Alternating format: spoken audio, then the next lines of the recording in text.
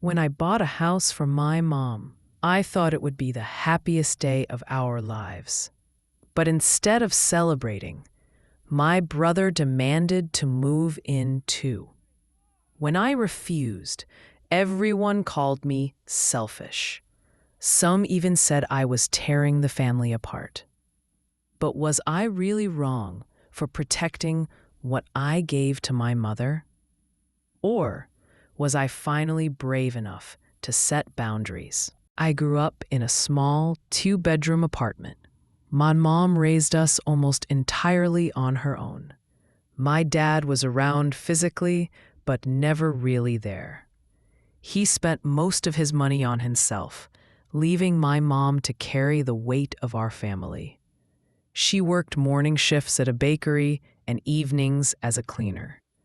I still remember her coming home past midnight, her hands cracked from scrubbing floors, her back aching, and yet she'd still smile and ask us if we ate dinner.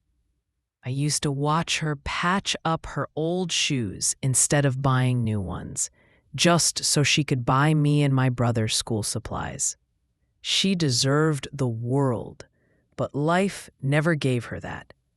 That's when I promised myself, one day I'll buy her a house, a real home where she can finally rest. Years later, after working tirelessly, saving every penny, and sacrificing luxuries, I finally made it happen. It wasn't a mansion, but it was beautiful. A cozy little place with a front porch, a backyard garden, and big windows where sunlight streamed in. The kind of home my mom had only dreamed about. When I handed her the keys, she froze. Then she cried. She hugged me so tightly I could barely breathe. She said, "I finally have a place that's mine, where I don't have to be afraid of losing it." That moment, worth more than any money I spent. But happiness didn't last long. My brother found out, and his first reaction wasn't joy for Mom. It was, "Nice, I'll move into the upstairs room." At first I laughed, thinking he was joking. But he wasn't. He genuinely expected to move in as if the house was his. I said firmly, "No, this house is for Mom. She finally deserves peace." But my brother didn't like that.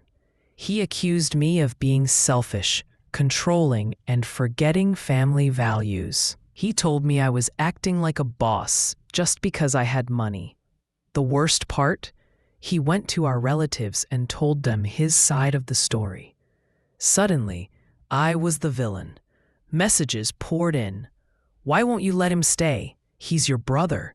Family is family. You're being cruel." One evening, while helping Mom unpack, she pulled me aside. She whispered, "I don't want your brother living here. I love him, but he brings chaos. This is the first time in my life I've felt peace. Please don't let him take that away from me." I had to fight back tears. My mom never complained about anyone, especially her own son. But I knew she was right.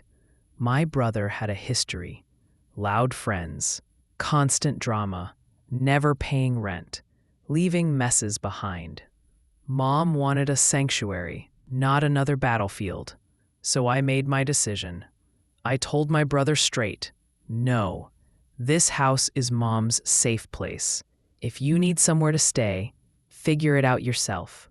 That decision tore everything open. My brother stopped talking to me. He called me cold-hearted, said I was trying to kick him out of the family. Some relatives refused to invite me to gatherings. Online, he posted about me, making me look like I abandoned him. I'll admit, it hurt. There were nights I couldn't sleep, wondering if I was too harsh, wondering if I should have just let him stay to keep the peace. But every time I visited Mom and saw her sipping tea on the porch, smiling in her little garden. I knew I made the right choice. Here's the twist. At first, my brother spiraled. Without the safety net of Mom's home, he was angry and lost. But then something changed. He got a stable job. He rented a small apartment of his own. For the first time in years, he started standing on his own 2 feet. It wasn't easy for him, but it forced him to grow.